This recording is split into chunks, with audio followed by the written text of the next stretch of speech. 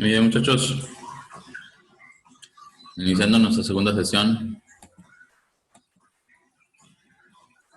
Ya vemos a 5.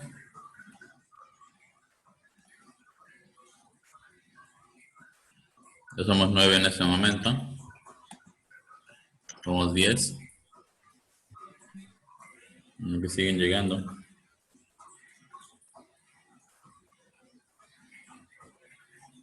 Correcto.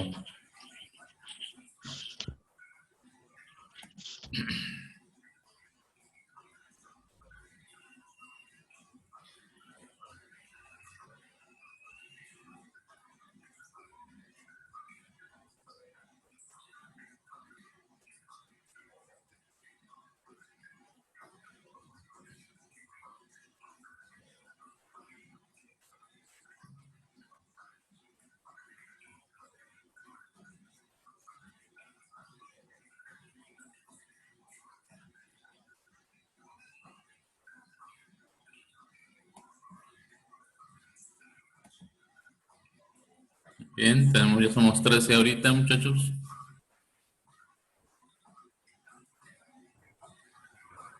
Y siguen llegando.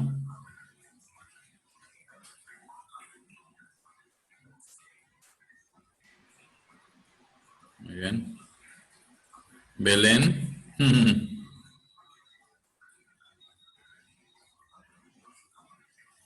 Buenos días, Belén.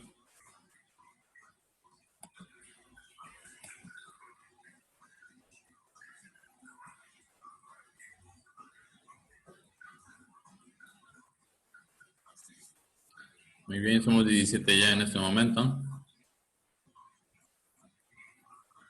Vemos algunos que no habían llegado.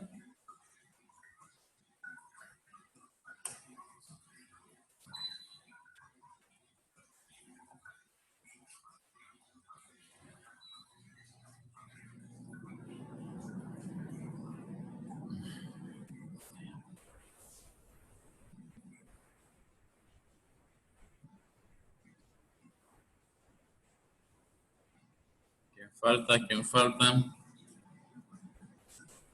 Hay algunos que no han entrado todavía.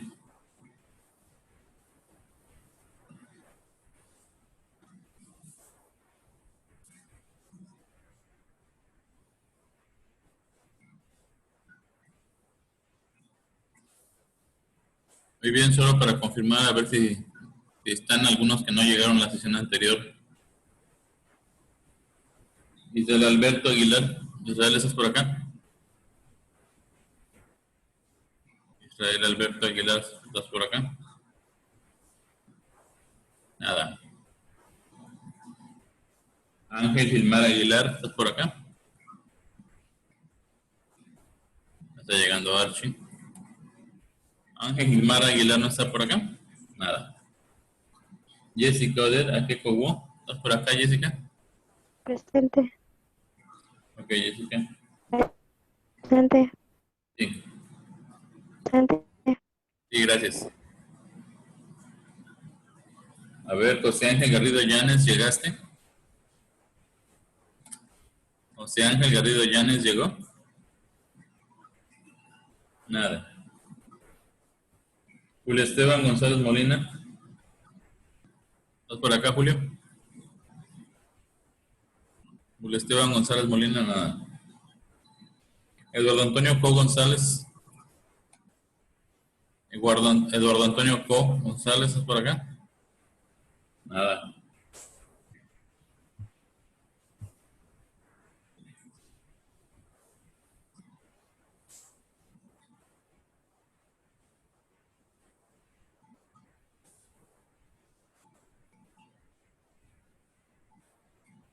Ramón Jesús Pedret Tapia, ¿llegaste? Ramón Jesús Pedret, ¿estás por acá? Sí, profe, aquí estoy presente. Perfecto.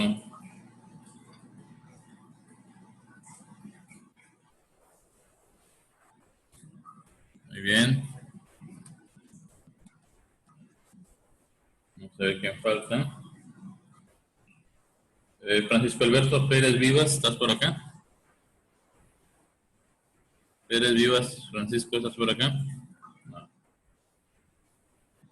Daniel Humberto Ramírez Rosado, ¿llegaste? Ramírez Rosado, Daniel Humberto, nada. Rivero Cobo, Iván Rivero, ¿estás por acá? Profe, aquí estoy. Ok, Aquí estoy, presente. bien.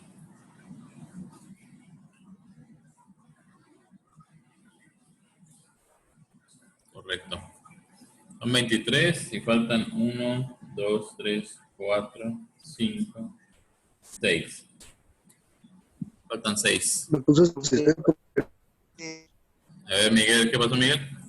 Me puso asistencia. Ah, sí, tiene asistencia en, en el segundo módulo. Muy bien.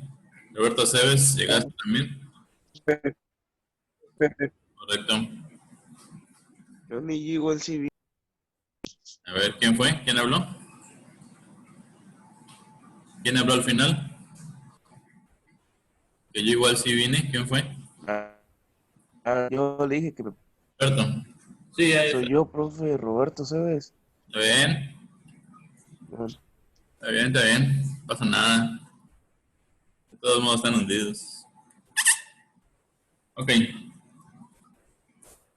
Vamos a continuar entonces con lo que estábamos platicando hace un ratito. El tema que vamos a ver en este módulo, que es el segundo de la clase, es el de lo que son los requerimientos de hardware y la teoría de lo que es el particionamiento de discos duros dentro de esquemas Unix y Linux. Para que tengan referencias.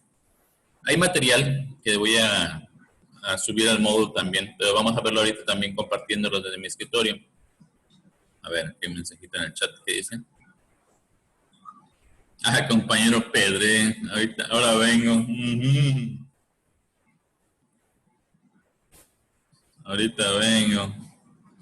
Está bueno. Correcto, mientras nos alcanza el compañero Pedre, que salió por algún motivo. Vamos a platicar un poquito de lo que es el requerimiento de hardware y el esquema de particionamiento. Bueno, ustedes están acostumbrados nada más, muchachos, a través de sistemas operativos como Windows, a conocer y trabajar con el sistema operativo Windows en esquemas NTFS, que es el sistema de archivos que maneja Windows. El particionamiento dentro de Windows es en base a letras. Disco C, disco D, disco E, F, G, H, I, J, K, hasta la letra Z. ¿Sí? Hay disco A y disco B en el esquema de Windows, sí existe, pero ya esas unidades dejaron de existir hace mucho tiempo en el mercado, físicamente. Todavía hay equipos viejitos que tienen unidad A y unidad B, que son los famosos disquetes flexibles de 1.22 megas, 5 un cuarto, y de 3,5 de 1.44 megas de capacidad. Esos son los discos antiguos. Son los dispositivos y las particiones de los discos duros actualmente pueden ser C, D, E, F, etc. Pero ese es el esquema antiguo basado en FAT. Y NTFS tiene una base de FAT, a fin de cuentas. Pero en Unix no existe ese esquema. El esquema es distinto. No se manejan letras como particiones. Las particiones en Linux y en Unix son en base a nombres de partición, nombres declarados como la raíz, que equivale a la diagonal de división que ustedes conocen, diagonal USR, diagonal home, diagonal bar, diagonal bin, etc. Hay varias particiones específicas dentro de Unix que se pueden utilizar. Y el esquema de particionamiento realmente está basado en discos duros de plato, de discos duros mecánicos. No es un esquema que se ideó en su momento para los discos duros de estado sólido como los que existen hoy día. Que hay discos duros de estado sólido muy rápidos, más caros que los discos de plato, pero más rápidos. Mucho más rápidos, porque son memorias en lugar de discos de plato. Ángel Aguilar Eguano está integrándose con nosotros. Llegando un poquito tarde, pero aquí está Ángel a fin de cuentas. Ok, Ángel, llegaste. Bienvenido. No te escuchamos lo que dijiste, pero bueno, ya está abajo el volumen, no te apures. Continuamos entonces con lo que estamos platicando. Entonces, para poder ver información, voy a compartir con ustedes mi escritorio para que tengan un poquito de información de lo que estamos hablando ahorita. Esta información se va a subir como una liga dentro del módulo, pero es importante que ustedes la vayan viendo. Voy a compartir en este momento mi escritorio con ustedes, para que ustedes puedan ver lo que yo.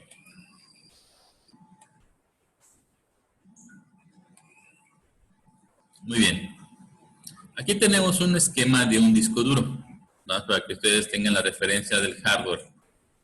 Si ustedes recuerdan, el disco duro puede estar compuesto de un plato o una serie de platos metálicos recubiertos con un medio magnético y un brazo de lectura-escritura que tiene un motor.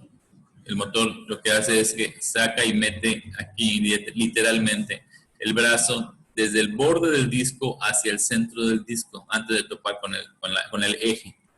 El eje que tiene pues, sus propios balines, ¿no? Para mantener girando el sistema con una lubricación que regularmente es grafito. Grafito es el lubricante que utilizan para este tipo de sistemas. No utilizan aceites ni nada por el estilo, para evitar precisamente que el aceite pudiera salir volando por la fuerza centrífuga. Y ya sea por la fuerza centrípeta que se da también aquí. Bueno, el caso está que estos discos, su origen o teoría es que para poder leer la información, entre más cercano al borde exterior del disco esté la información, la cabeza de lectura y escritura va a tardar menos en leerlo. Por lo tanto, en esta parte conviene poner información que se requiere que se lea inmediatamente. Estamos dejando entrada a los compañeros que llegaron tarde, un momentito. Entonces, aquí tenemos información que debe ser leída rápidamente. Más adelante tenemos información que puede ser leída rápidamente, pero que no es tan vital. Y después tenemos información que se lee con más lentitud y hasta llegar al final donde está la información que casi no se mueve en el disco duro. Información que permanece por más tiempo. Muy bien. Hasta este punto creo que no tenemos ninguna duda.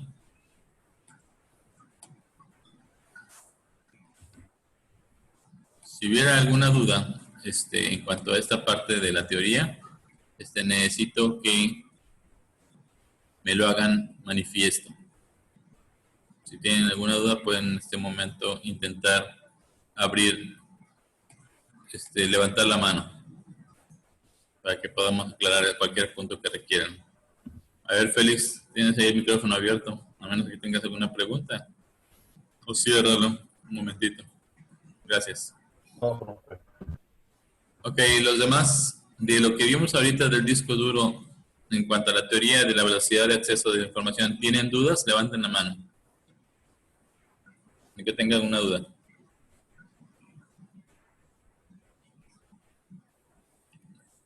Me sorprenden, chavos. Realmente no tienen ninguna duda. A ver. Muy bien. Levanten la mano todos los que entendieron lo que dije del disco duro.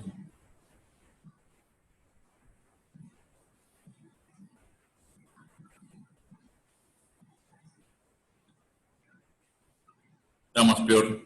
Ni tienen dudas ni entendieron. Levanten la mano el que entendió todo lo que dije de disco duro.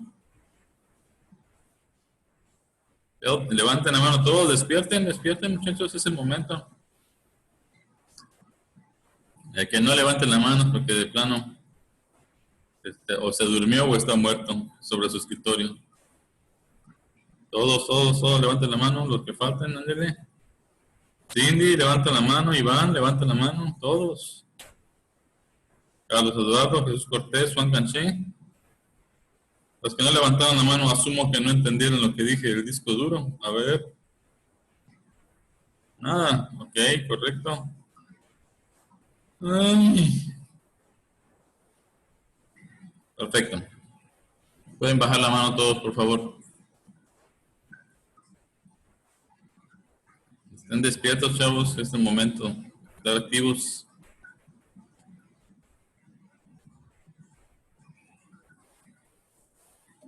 Dame un segundito.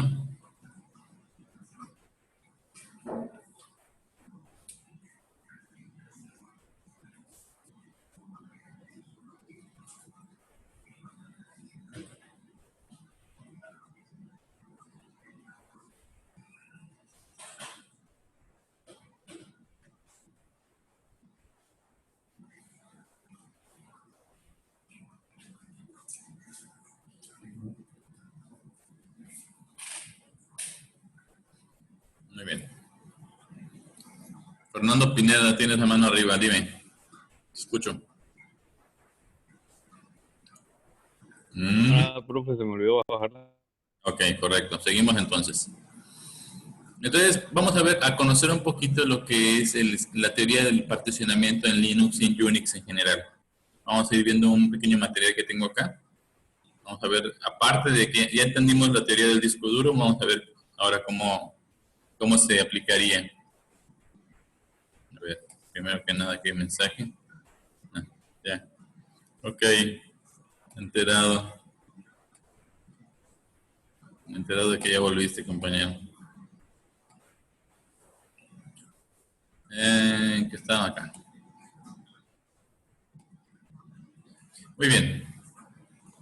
Aquí tenemos una página o una liga en la cual menciona la importancia de particionar correctamente un disco duro en Linux. ¿Por qué mencionamos esto? Porque actualmente los servidores importantes que tienen grandes capacidades de almacenamiento utilizan regularmente discos duros de plato, como los discos SCSI o los discos SATA. ¿Sí? Los discos de SCSI y los discos SATA tienen capacidades muy grandes de almacenamiento y son relativamente rápidos. Claro, no son tan rápidos como un disco duro de estado sólido. El disco duro de estado sólido regularmente se utiliza en equipos como laptops o como equipos de workstation, estaciones de trabajo, que requieren mucha velocidad para acceder a cierta información. Regularmente las aplicaciones que más utilizan la velocidad de los discos de estado sólido son aplicaciones de diseño, de edición de video y naturalmente de juegos, ¿no? Los gamers regularmente son aquellos clientes de los discos duros de estado sólido que requieren alta velocidad de acceso y escritura en un disco duro. En el caso de los servidores de almacenamiento masivo, que pueden estar en la nube inclusive, la información pues puede ser que no se mueva tanto. Es importante que se guarde rápido, pero no es importante que se lea con rapidez en algunas ocasiones, sino que es información de base de datos que se almacena, se guarda y se mantiene ahí guardada por un periodo de tiempo pues, considerable, ¿no?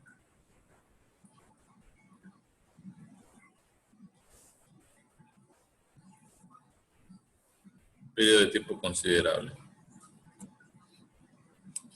Es ahí donde radica la importancia de que en un servidor se encuentre el particionamiento más adecuado para el sistema Unix y Linux dentro de él. Aquí tenemos, por ejemplo, un artículo que habla de la importancia de particionar correctamente un disco en Linux. La liga de este artículo la voy a subir en el Moodle para que ustedes puedan leerla y consultarla también. En este artículo se hace mención de los distintos tipos de particiones que existen en el disco duro en Linux, siendo la más conocida o la más importante la partición raíz, que se identifica regularmente con la diagonal, como aparece ahí, ¿sí? Es el directorio principal del disco duro, por decirlo de alguna forma. Aparte de esta raíz, existe otra partición que es la partición swap. La partición swap, al igual que en Windows, es una partición que permite meterme en disco duro información que se encuentra en la memoria RAM y que está llenando la memoria RAM en ese momento. Para evitar que el sistema se haga demasiado lento o colapse por saturación de la memoria RAM, lo que el sistema operativo hace es agarrar porciones de RAM que no están siendo utilizadas con mucha frecuencia en ese momento y las baja al disco duro y las guarda en esa sección swap. Y ahí se mantiene durante un periodo de segundos o minutos, depende de cómo se requiera, y luego la regresa otra vez a la memoria RAM conforme se va desocupando la memoria RAM. Ese es un proceso normal que se conoce como swapeo o paginación de información. Aquí tenemos en este diagramita un esquema de particionamiento de un disco. Ese es un esquema básico. No tiene que ser exactamente igual para todos, pero tiene una teoría y una razón de ser en algunos casos. Vamos a ver, por ejemplo, el orden que tenemos acá. En el disco duro que tenemos en esta sección, está dividido en varias partes, tiene varias particiones, y tenemos, en la primera partición está la raíz, ¿sí? Dentro de la raíz del disco se encuentra la partición boot, que es la partición de arranque regularmente dentro de Linux. Y posteriormente tenemos la partición de swap. Observen el orden en el que aparecen las tres. La raíz principal, el boot y el swap. La razón que platicamos hace un ratito era en base a la velocidad que se requiere del acceso a la información. Se requiere que entonces en el borde exterior del disco duro, en la parte más externa, regresando aquí al diagrama, en esta partecita de aquí, del bordecito, se requiere que se encuentre la información de arranque del disco duro para que pueda encender lo más rápido posible el sistema operativo. ¿Estamos de acuerdo? Muy bien. Ahí se encuentra la información del directorio boot, que es donde está el kernel del núcleo del sistema operativo, que es leído rápidamente, porque nada más la cabeza lectora hace un movimiento más ligero y lee más rápido la información ahí, la lee y arranca el sistema. Y posteriormente tenemos el swap, el Linux swap, o la partición de swap, de intercambio del disco, debe estar también lo más cerca posible de la orilla del disco, para que a la hora de guardar información de la memoria del disco también tarde lo menos posible. Entonces, tenemos primero el arranque y poquito después del arranque puede estar la información del disco de swap para poder ir intercambiando la memoria física del disco, la memoria RAM del sistema, con la partición de swap y intercambiar información lo más rápido posible y evitar retrasos que pudieran hacer más lento el funcionamiento del equipo. Entonces, esa es la razón por la cual el arranque, boot y el swap están pegaditos a la orilla ambos, ¿sí? En el orden que aparece en el diagrama. Posteriormente, tenemos, después de swap, otro conjunto de particiones. Esas particiones son particiones que se conocen en Linux. En Unix pueden cambiar ligeramente, pero vamos a tratar de verlas porque son similares. Después de lo que es el swap, regularmente va la partición USR. La partición USR es esa partición donde se encuentran todos los programas o software que van asociados al sistema operativo. ¿Sí? Son programas y comandos que están asociados al sistema operativo y que por lo tanto también pues, conviene que estén cerca de la orilla para poder correr lo más rápido posible. Posteriormente a USR aparece bar, y aquí aparece bar después de USR, pero en el esquema Unix tradicional, bar aparece hasta el final, va hasta el final de la partición del disco. Bar, ahorita regresamos a él. Después de USR regularmente debe ir home. Home, que aparece acá abajito, que es donde está el directorio de todas las cuentas de usuarios que tiene el sistema operativo. Recordemos que Unix y Linux son sistemas multiusuario. Por lo tanto, se requiere tener directorios o carpetas de cada usuario del sistema operativo dentro del disco duro.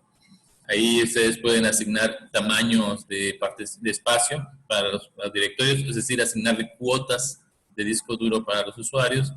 Puede decir, ¿sabes qué? Quiero que el directorio de un usuario tenga nada más 10 GB de espacio máximo de almacenamiento. Pensando en un disco de 1 tera o 2 teras. Entonces, se restringe una porción pequeña solo al usuario para sus datos. Después de home, regularmente va, ahora sí, bar. ¿Sí? En bar, regularmente se almacena información de las bitácoras del sistema, bitácoras de funcionamiento del sistema, como syslog y todas ellas, que ustedes no conocen, pero van a tener que conocerlas poco a poco. Y también se encuentra en bar el almacenamiento de los correos electrónicos del sistema. También se almacenan las bases de datos, hay bases de datos que se almacenan en bar, de MySQL, de PostgreSQL, de lo que sea, porque es un lugar donde se requiere guardar la información de una manera más permanente y no se está modificando con mucha frecuencia. Son bases de datos de almacenamiento. Es más o menos la estructura entonces. Raíz, boot, swap, USR, home y bar. ¿Sí? Aquí el usuario decidió poner bar antes de home por motivos de él, ¿no? Pero regularmente el bar debe ir después de home.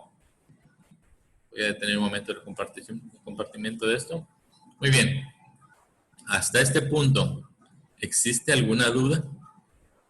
Pueden levantar la mano para que pueda yo resolver la duda en este momento.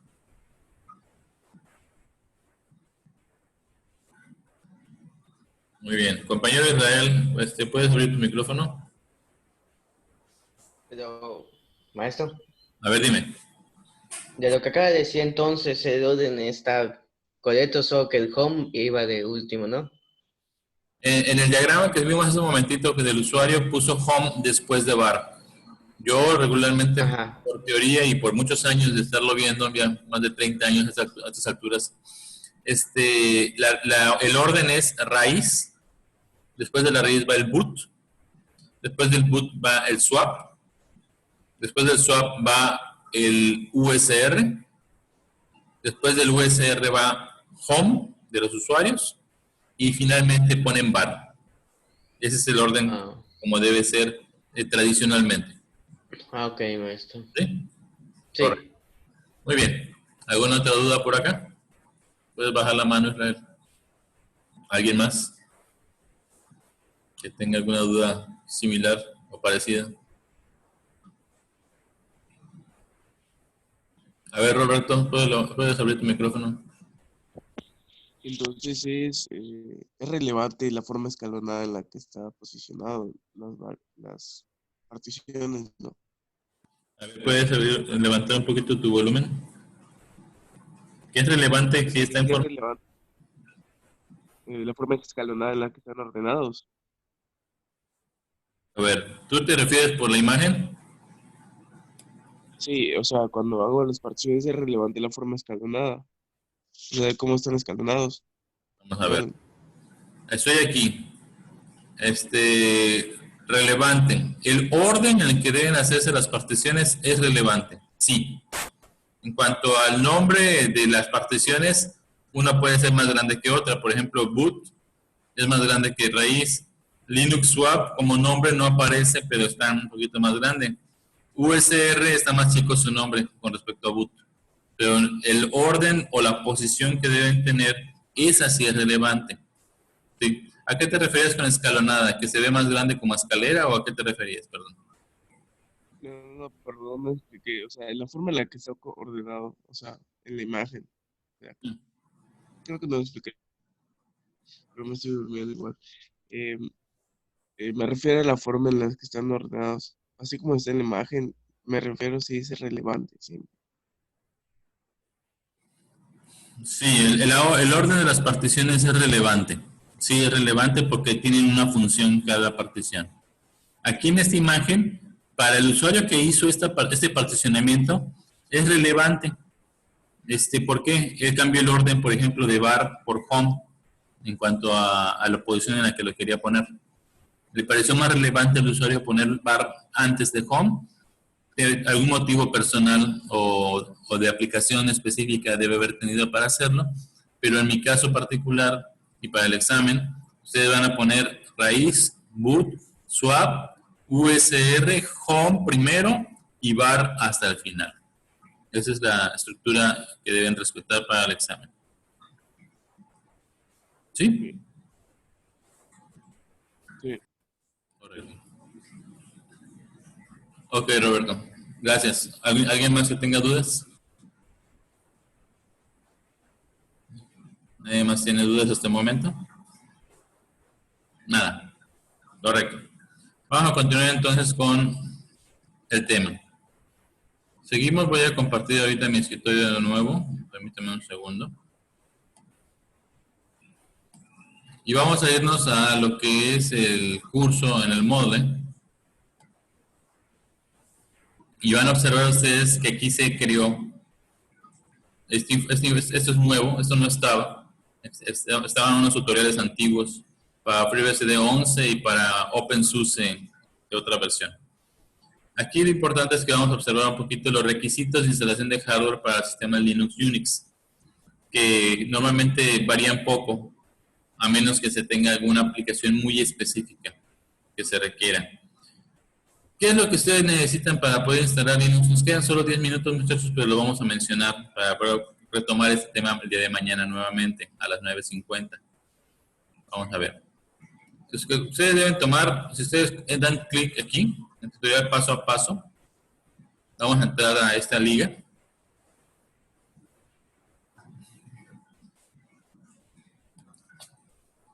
Y en esta liga se menciona lo que es la instalación del servidor, lo que es Ubuntu Server 18.04, que es una versión que está actualmente muy distribuida por todo el mundo y que están utilizando la mayor parte de los servidores. ¿Hay una versión más nueva? Sí, ya tenemos la versión 20.04, pero esta nueva que todavía está en fase de pruebas para muchos servidores de producción, y la mayor parte están trabajando todavía en 16.04 y en 18.04, que son las versiones más estables y conocidas al momento. Requerimientos. De los requerimientos que el sistema de Ubuntu Server necesita como mínimo para poder trabajar correctamente son memoria RAM, 2 GB de memoria RAM, cuando menos. Procesador, 4 núcleos de procesamiento es lo más adecuado para lo que es Ubuntu Server 18.04. ¿Puede funcionar con menos? Sí, sí puede funcionar con menos, pero va a estar un poquito lento.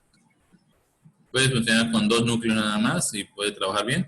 Con un núcleo pudiera funcionar inclusive, pero se recomienda 4 núcleos cuando menos para poder trabajar de una forma apropiada con este sistema. Y en cuanto a espacio en disco duro para el sistema operativo y las aplicaciones que lleva, se recomienda un mínimo de 20 GB de espacio. Ese es el requerimiento que se maneja para Linux Ubuntu Server 18.04. ¿Sí? Aquí, como menciona el comentario, dice, el que hizo el tutorial dice que ha instalado Ubuntu Server con la mitad de los requisitos que menciona aquí. Es decir, con 1 GB de RAM, con 2 núcleos y con 10 GB de disco duro. ¿Esto es posible? Sí, sí es posible, pero es un sistema muy recortado y hacen muy poquito con él, todas muy específicas. Entonces, necesitan cuando menos esto. En lo particular, yo pediría mínimo 30 GB de espacio para tener un poquito más de espacio para el sistema. Y estos serían sus requisitos mínimos. Aquí no estamos hablando ni tarjetas de video, no estamos hablando de tarjeta de sonido de ningún tipo, no estamos manejando aquí cuestiones de capacidades de multimedios, ni nada por el estilo. Ese es requerimiento exclusivamente para que arranque el sistema. Ubuntu Server funciona en línea de comando, no tiene entorno gráfico. Si ustedes van a trabajar en un entorno gráfico, el requerimiento cambia. ¿Por qué? Porque van a requerir cuando menos 4 GB de RAM para poder soportar el entorno gráfico bien y manejar su espacio de 30 a 40 GB en el disco duro, porque las aplicaciones gráficas ocupan también más espacio. Espero que hasta este punto no tenga ninguna duda en cuanto a requerimientos de hardware de Ubuntu. ¿Puede detener un momento esto? Ok, ¿alguien tiene duda de los requerimientos de hardware de Ubuntu hasta el momento? Si tienen dudas, pueden levantar la mano antes de que la clase concluya. Nos quedan 6 minutos. Nada. Ok. Quiero asumir que a todos les ha quedado claro realmente los requerimientos que tiene el sistema. Vamos entonces a proceder ahora con el siguiente requerimiento. Ahora hablando del sistema operativo FreeBSD. Una cosa es Ubuntu y otra es FreeBSD. En el caso de FreeBSD también tiene sus requerimientos. Vamos a verlo.